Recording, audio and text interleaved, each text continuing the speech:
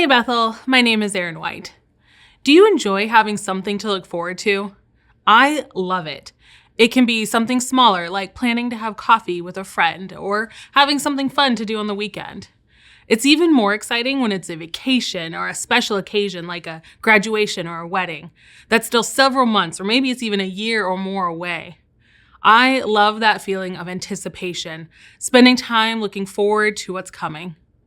But do you ever find yourself getting so caught up in the excitement and anxiously waiting for that time to come that it's hard to focus on your daily life and work?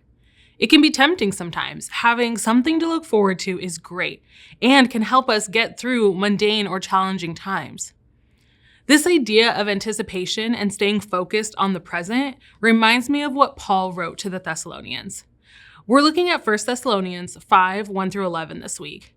Paul has been addressing throughout his letter to the Thessalonians the future coming of Jesus, and in this passage, he refers to it as the day of the Lord.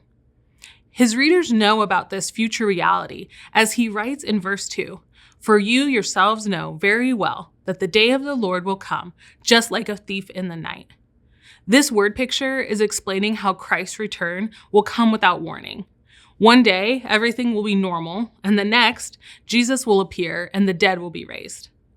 We can experience a bit of mixed emotions when it comes to the day of the Lord. On the one hand, there's excitement and anticipation. On the other hand, you can feel a sense of pressure of, what if Jesus comes back tomorrow? Have I done everything I was supposed to do? I think we can live in the tension of both. In this passage, Paul describes Christians as not being asleep and being children of the light or children of God. With this, we are to be self-controlled and put on the armor of faith and love. We're to be prepared and be faithful to the work God has called us to do in our lives now. We can also look forward to the day when Christ will return and make all things new. That anticipation can be used to motivate us in what we are doing with our time now. C.S. Lewis says in his book, Mere Christianity, "If you read history, you will find that the Christians who did most for the present world were just those who thought most of the next. It is since Christians have largely ceased to think of the other world that they have become so ineffective in this." We can do more in our present world when we think in light of the next. For us today, that might mean being intentional in relationships, serving our community, or staying faithful in the small, everyday tasks. Paul ends this passage in verse 11 with the exhortation of what to do in light of this information.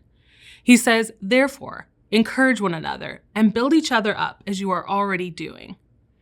As Christians, we all have something very exciting to look forward to.